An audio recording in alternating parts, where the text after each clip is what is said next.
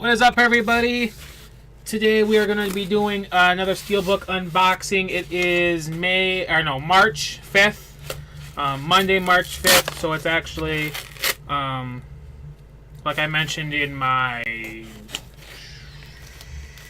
my Coco unboxing, Steelbook unboxing. Best Buy tends to send these out actually a day before they release them in the stores. Oh, that's pretty cool. So we are going to be unboxing the Thor Ragnarok 4K Ultra HD Blu-ray, only at Best Buy. And I hear something rattling around here. Hopefully it's not the disc, but luckily Blu-rays, they don't get scratched up. So anyways, we're going to take the plastic off here. Oh, well, here's the back. So there, yeah. So there's the front. Got the front there.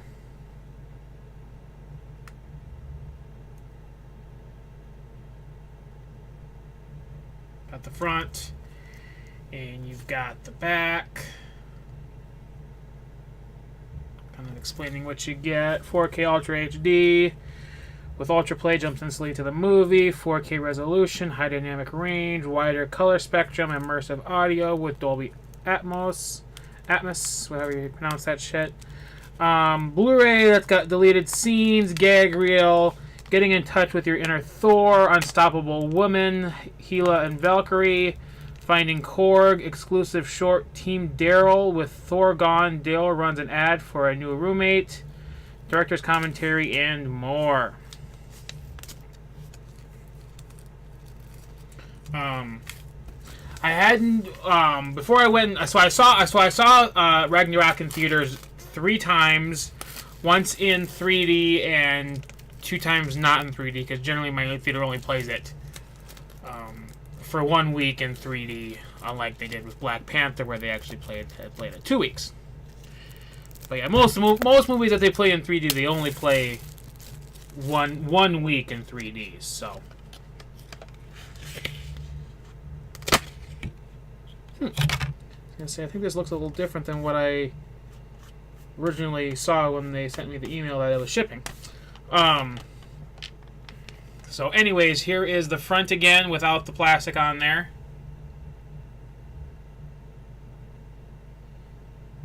Him with the sword that that he uses to transport to other places that normally Heimdall usually has. And there's the back. Nothing real special about the back there. That's just the helmet that he uses when he enters the Contest of Champions. Wearing my Thor Ragnarok shirt. Oh, shit. Yep. Shit was rolling around in there. So we'll take that out. So you got the 4K disc, looks like that, and then like most Blu-rays, nothing too special about those, just a normal blue disc. Then you got the code to get the whatever to watch it digitally. So anyways, here is. So this is what the front looks like. Pretty cool. That's what the... Oops, flip it that way. That's what the spine looks like. And I think this is what I was seeing when maybe they sent me the email. I thought this was originally on the outside. So then on the inside, you've got Hulk and Thor about to battle each other in the Contest of Champions in front of the Grand Master. Pretty cool. There's the front again. I think it's actually a pretty cool cover. I'm just gonna continue to hold this up at least until I get a good screenshot, hopefully for YouTube. So there we go. So, anyways, review. So before I went and saw this, I did watch, because it's been many years since I've seen the first one. I saw that one a couple years ago. I hadn't seen The Dark World, so I just watched them all in, kind of a marathon. I watched the first one, Dark World, and I think I ended up watching the next one, or Ragnarok the next night or whatever the case was.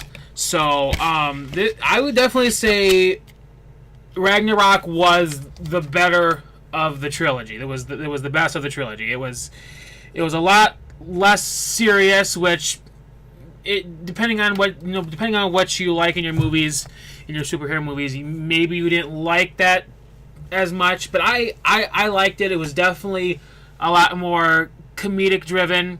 Even Chris Hemsworth himself kind of was getting a little bit tired playing Thor the way he was playing him. So in this one, it was definitely a lot different. He had cut he got his hair cut off, the long hair. He ended up getting his eye. Spoiler, which by now you probably already know this, but he got his eye. Can't remember exactly what happened to his eye, but something happened with his eye.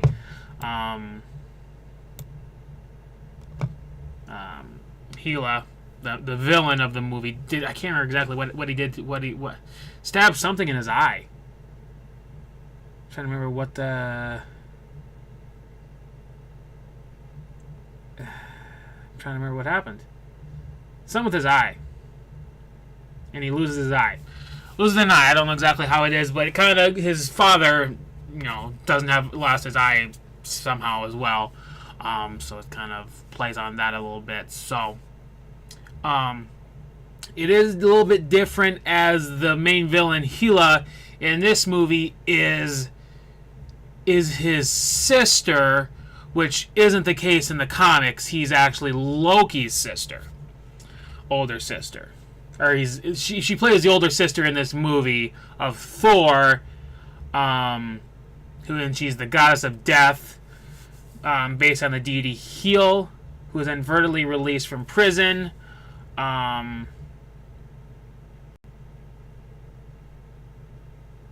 Because she's normally. The decision to make Hela related to Thor as opposed to Loki as in the comics and Norse mythology came from needing more impact with Hela and Thor's final confrontation.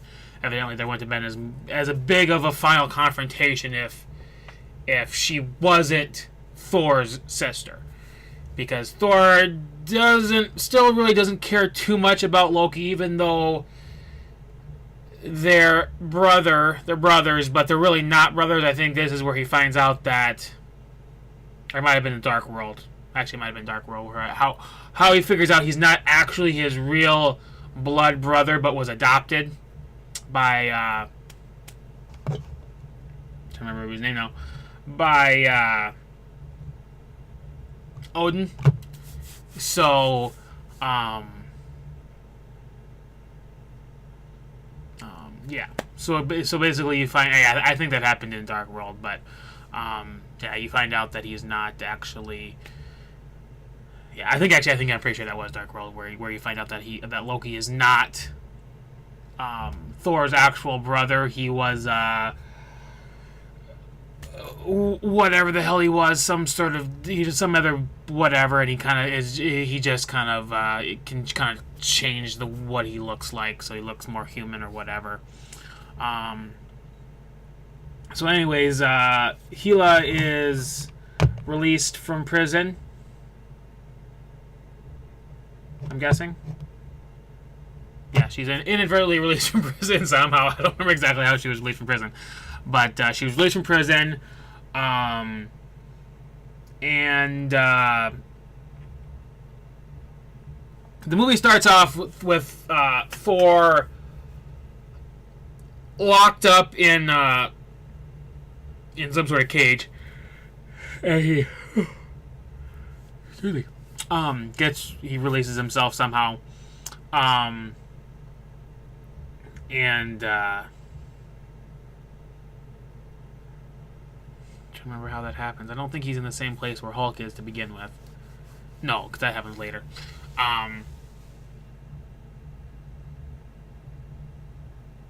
I don't remember exactly what happens. Anyways, he fights oh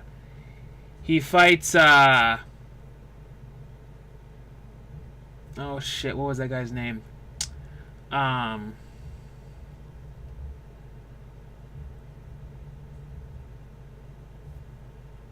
trying to remember what the hell the character's name was. The big fiery guy. I have a pop vinyl of him now. I can't remember what the hell his name is now.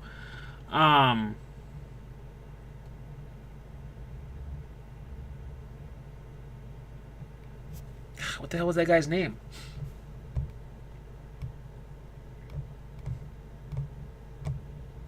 I'm sure if I started up here. Oh, Surtur, I think Surtur. That was his name. Oh yeah, that's where he was. He was imprisoned by Surtur, and he gets released and defeats him. So then he comes back with Surtur's skull or whatever back to Asgard, where he shows up where there's some play going on, and Odin's watching this play where you later find out that it's actually Loki, which kind of brings up how he can change, like shapeshift or change his appearance. So he looks like Odin, but it's actually Loki because Thor throws his hammer, and as it's coming back to him, he's holding his face, and he's like, and then he changes back to Loki. So, so then Thor forces Loki to find his father because he wants to know where he's at, and then they're transported to New York or somewhere. So I think it's New York is where they came, or something like that. Wherever Doctor Strange lives, because Doctor Strange makes a small little appearance in this movie, and he transports them to Norway. They locate Odin in Norway, and he explains that basically he is dying, and okay, and him dying is actually what brings Hela back. So right after he dies, and his spirit, soul, whatever, kind of just floats away in dust, she appears out of nowhere, and she's got her weird, I don't know if it shows it here, has this weird, I don't know, the costume looks pretty stupid in my opinion. These weird little spikes, I don't know, I think it looks like a stupid costume that she has, but after Odin dies, she comes back, and I think that's where he tries to throw his hammer, which is called I saw it here. What the hell was that name called? What's the name of his nice. I forgot how to pronounce it. Mjolnir is what his hammer is called. I didn't realize it actually had a name, but it's Mjolnir is how it's pronounced. She just grabs it and is able to crush it just because she's more powerful than Thor is. So then basically, you kind of get a little bit more backstory on Hela and Odin, where they're killing everybody, they're killing all their enemies, they're just destroying shit. And then, I guess before that, they try to head back to Asgard, and they didn't necessarily shouldn't have done that, because then that basically allows Hela to follow them, and they both Loki and Thor get knocked out of the teleport, whatever that is that teleports them back to Asgard. They both get kind of knocked out, and it's just Heel who comes back, and basically she kills all of Thor's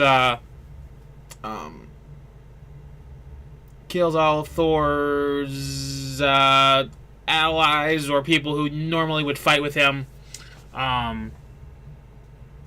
Kills them. Destroying its army and killing the Warriors 3. And then resurrects the ancient dead who once fought with her, including her giant wolf, Fenris. And appoints the Asgardian Scourge, who's played by Carl Urban, as her executioner. She plans to use Bifrost to expand Asgard's empire, but Heimdall covertly steals the sword that controls the bridge and hides away with the rest of Asgard's citizens. So then he takes the sword, just kind of secretly grabs it, and kind of goes off in hiding. So then after, so Thor somehow, he evidently, once you get sucked out of or go out of the teleporting thing, you kind of just evidently just kind of float off into space until you get sucked into some hole somewhere else. But he crash lands on Sakaar, a garbage planet surrounded by wormholes. Evidently the wormholes is where he ended up going, and then somehow landed in Sakaar. He is subdued with like some sort of obedience disc is what they shoot into his neck, and basically they can it's almost kind of like a dog collar, almost how to describe it. Basically, if Thor gets out of line, they jack up the electricity, and he's like, okay, I'll listen. And they are going to eat him or whatever they were going to do with him. That's where I was going to say, I don't think her name was Tessa. That's the character. That's the person who plays her. Oh, her name's just Valkyrie. She shows up, and she's like, oh, and then she's a drunk person. So she shows up. She's like, oh, he's mine, and she steps off of her ship and falls right into some trash and gets back up. And then she's got like these things that she kind of like and oops, somebody texting me. Oh, yeah, somebody texted me something. Anyways,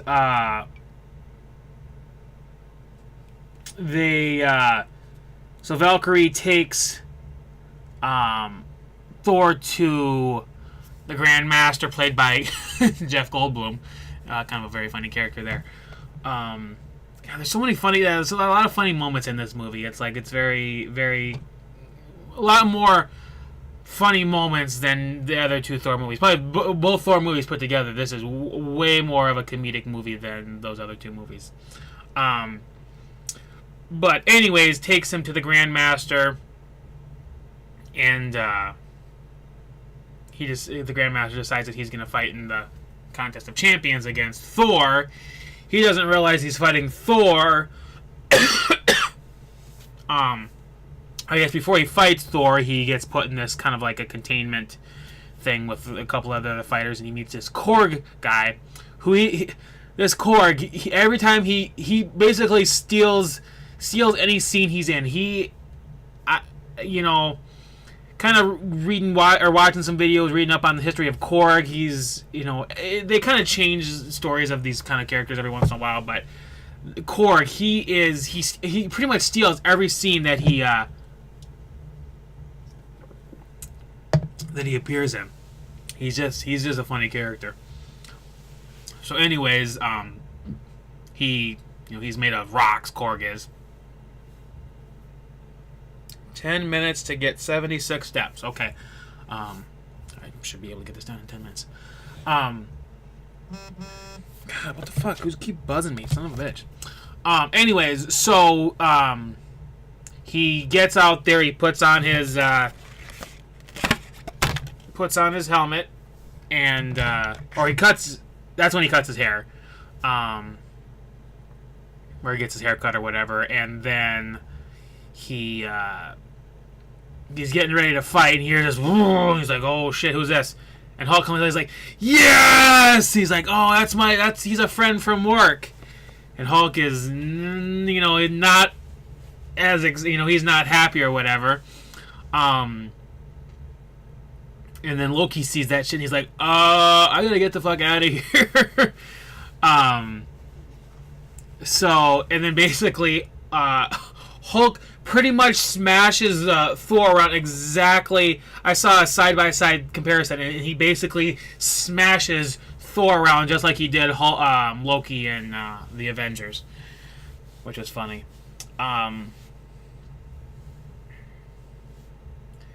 And then during that contest is when he summons this lightning power, which basically he uses to defeat Hela in the end of the movie. But he gets this lightning power. He just boom, fucking sends Hulk flying. But yeah, he gets the upper hand on Hulk, but the Grandmaster sabotages the fight to ensure Hulk's victory. I think he must have did the obedience disc or whatever. And as Hulk is flying down on him, he just boom, basically crushes him. But Thor didn't die. So then, still enslaved, Thor attempts to convince Hulk and 142, which is Valkyrie, to help him save Asgard. But neither is willing. He soon manages to escape the palace and finds the Quinjet, which is the Grandmaster's, one of Grandmaster's ships that brought Hulk to Sakaar. Hulk follows Thor to Quinjet, where a recording of Natasha Romanoff helps him transform back into Bruce Banner for the first time since Sokovia. So he's basically been Hulk for, I'm not exactly sure how long he's been the Hulk, but he's been Hulk for quite a while. Since Sokovia, which I'm not sure if that's explained in another. I'm not sure what other movie. It had to have been maybe Age of Ultron. I was gonna say I'm not sure what other movie Hulk appeared in before Ragnarok, but so anyways, the Grandmaster orders 142 and Loki to find Thor and Hulk, but the pair come to blows, and Loki forces her to relieve the deaths of her fellow Valkyrie at the hands of Hela. Deciding to help Thor, she takes Loki captive to prove her goodwill. Unwilling to be left behind, Loki provides the group with the means to steal one of Grandmaster's ships. Oh, that's where they steal one of his ships.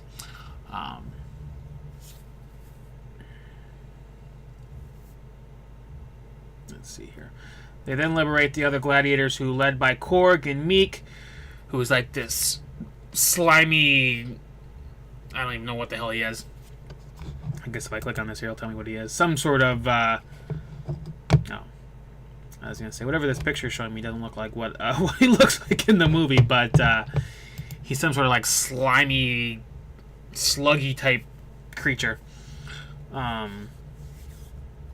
Stage revolution. Loki attempts to again betray his brother to gain a reward from the Grandmaster, but Thor anticipates this and leaves him behind, where Korg and the gladiators soon find him. Thor, Banner, and 142 escape through a wormhole to Asgard, where Hela's forces are attacking Heimdall, and Asgard citizen, for the sword that controls Bifrost. So yeah, so they would eventually find out where he's at, and try to attack him. Banner becomes Hulk again, fighting Fenris. Oh yeah, he like jumps. He like jumps. Oh god, it's so crazy. I'm surprised. I don't know how he didn't like just die when this happened, but he jumps out of the ship and just plops, right, just like falls splat right on this right on the crystal walkway, whatever. Just lamps. Like he's flat there, and what was his name again? Fenris, the big giant wolf. He kind of like smells him, and he's like, okay. And then as he's about to attack somebody, Hulk, he turns into Hulk, and then he grabs him, and they go into the water, and they're fighting each other, and while Thor, so they're fighting each other while Thor and 142 battle Scourge and the resurrected warriors. Loki and the gladiators arrive to help, and the citizens board their large ship. And then Scourge, covered up, he gets on the ship with everybody else. And then while the resurrected warriors, Gila shoots. She shoots these. Yeah, I was gonna say I didn't mention this before, but yeah, she shoots these like kind of like Spider-Man, but she shoots these spears out of her hands at people to kill them. And she shoots this one up out of the water, and it kind of like sticks into the ship, and then that allows the resurrected warriors to climb up on the ship, and then that's where Scourge brings out his fucking big machine guns. I forgot what the hell he called them in the movie. He called them something hilarious. Which this was shortly after one of the many, I think it was shortly after Las Vegas. So it's like when you see guns like that in movies, you're like, ooh, you never know what people are gonna think. Like, I don't know if they were M16s or what they were, but AR-15s is what I was thinking of. But what the hell did he call those guns? Something hilarious. But anyways, he brings them out, and he's like, and he jumps, he kind of sacrifices himself, to allow their escape. Thor, facing Gila, loses his right eye. Somehow in there, that's when he loses his eye. I don't know exactly how it happens, if it was, something happened there. So he loses his right eye, and then has a vision of Odin that helps him realize only Ragnarok can stop her. So he's like, oh, what are you the god of? And he's like, God, thunder, lightning, or whatever, the god of thunder, lightning, whatever. So, I guess it says the Lord of Thunder. Is that what it says on my shirt here? Yeah, it does say the Lord of Thunder. He's the Lord of Thunder, or lightning, or whatever the hell he's the Lord of. So then he brings, so he's like, lightning and shit. So that has a vision of Odin that helps him realize only Ragnarok can stop her. While Hela is distracted, Loki locates Surtur's crown and places it in the eternal flame. Surtur is reborn and destroys Asgard, seemingly killing Hela. So basically, Thor realizes that to stop Hela, because she wants to take over Asgard, he has to basically destroy Asgard. And that's where he kind of learns that Asgard isn't really a place. It's kind of more of a state of mind or something like that. And into that effect is basically what it is. It's like it's not really a place. It's kind of Asgard is wherever you want it to be. So then he kind of realizes that, and he's like, well, we'll destroy this one and we'll find somewhere else to go. So then everybody gets on the ship and they blast off to wherever. We don't know yet, because it basically ends right there. Thor and the others escape with Asgard's remaining citizens aboard the Grand Master's vessel. Thor, crowned king, decides to take his people to Earth. So he basically says, yeah, we're going to go to Earth. I don't know if that actually happens. We don't know yet, because that's where the movie ends. Then there was a mid-credit scene where they are intercepted by a large spacecraft that is kind of, from what I read, is supposed to be Thanos. May or may not be Thanos. That's something we'll figure out. I gotta get more steps in here. So that's kind of what they're saying. It doesn't necessarily say it here, but that's Thanos. But that's kind of what it's interpreted to be, is Thanos. Because of course the next movie is Infinity War. Well, I guess Black Panther, and then Infinity War. And as you see in the trailer, Thor is in space and meets the Guardians of the Galaxy. So somewhere after and maybe it was the Guardians of the Galaxy in that ship. We don't know until about a month and about a month and a half, because they actually moved up the release date of the Avengers to April. Oh, that's somebody outside. April 27th. So they actually moved it up a week. So, So yeah, and then the post-credits scene, the Grandmaster encounters a group of his former subjects who are still rebelling, which didn't really add too much to the movie. Sometimes they have the post-credits scene, which really doesn't add anything to the movie, especially like in the Spider-Man: Homecoming. That literally added nothing to the movie. Basically, it was just like, you kind of stick around for stuff and you basically wasted your time, which is what Captain America said. So, anyways, Thor Ragnarok, I'm going to give it 4 out of 5 stars. I thought it was a pretty good movie. One of my favorite of the three Thor movies, I have to say, was the best of the 3 Thor movies so far. Sounds like the director and basically Chris Hemsworth's contract is up after the 4th Avengers movie, but he is up for being in another Thor movie if he needs to be. That's depending on what happens. depending on what happens in the 4th movie. If he dies, or we don't know. We don't know what happens in the 4th, and we don't even know what happens in Infinity War. Evidently, he doesn't die in Infinity War, and it shows up in the 4th one. But they're talking about them being kind of time travel movies too. Maybe not Infinity War, but maybe the 4th one. So it all kind of depends on what happens to him in the Avengers movies, if he dies or what happens to him. But evidently in the Infinity War movie, it must be Infinity War, he somehow gets his eye back. I don't know exactly how it happens. That's something we're going to figure out when we see the movie. But can't wait for Infinity War. That's going to be a good one. Anyways, so 4 out of 5 stars for 4 out of 5 stars for Thor Ragnarok. Definitely a good movie. Evidently there was one of the deleted scenes. Yondu. Oops, I don't know on that. Yondu. There is a deleted scene where Michael Rooker shows up as Yondu. Kind of just something evident he was in. Let me see if I can find where it said it here.